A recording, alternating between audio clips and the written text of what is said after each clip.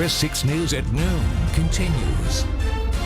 Welcome back. Here with me now, John Lennon from the Texas Department of Family and Protective Services. And of course, there's always a need for folks to become either foster or adoptive parents. And November is a really good time to talk about that, John. It's National Adoption Month. So it's a great time to get that message out to the public. You know, even if you just narrow it to Texas, I think you were telling me there are still over 2,000 kids looking to be adopted, aren't there? There's more than 2,000 statewide that are looking to be adopted. 56 of those children are right here in Nueces County. So if you've ever thought about becoming an adoptive parent, now's the time to start thinking about that. Well, tomorrow, you were also telling me that there is an adoption taking place tomorrow, right? Judge Timothy McCoy is going to be officiating over the creation of some forever families, and we have about a dozen children that are going to have parents tomorrow. Yeah, that's exciting. Now, differentiate for me, because not only adoption, we were also talking about fostering. What are some of the differences between somebody who says, I want to foster, or somebody looking to adopt?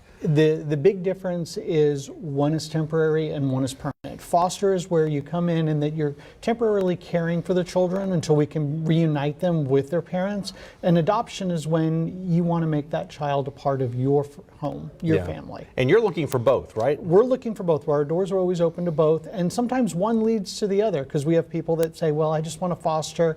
And then the child becomes legally free for adoption, and they said, you know something, I can't imagine not having this child in our family, and they move on to the adoption process.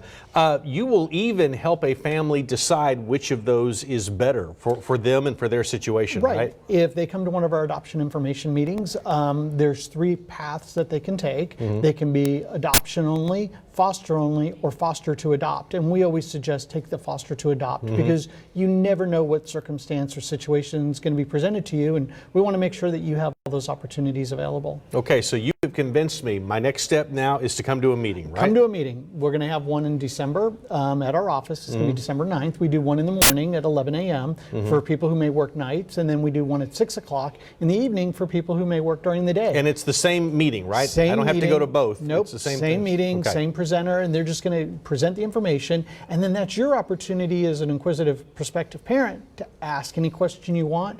Our foster and adopt staff, our FAD staff, they're great folks, and they're going to be able to answer any questions that you may have. All right, there's some good information right there. We've also got it on our website.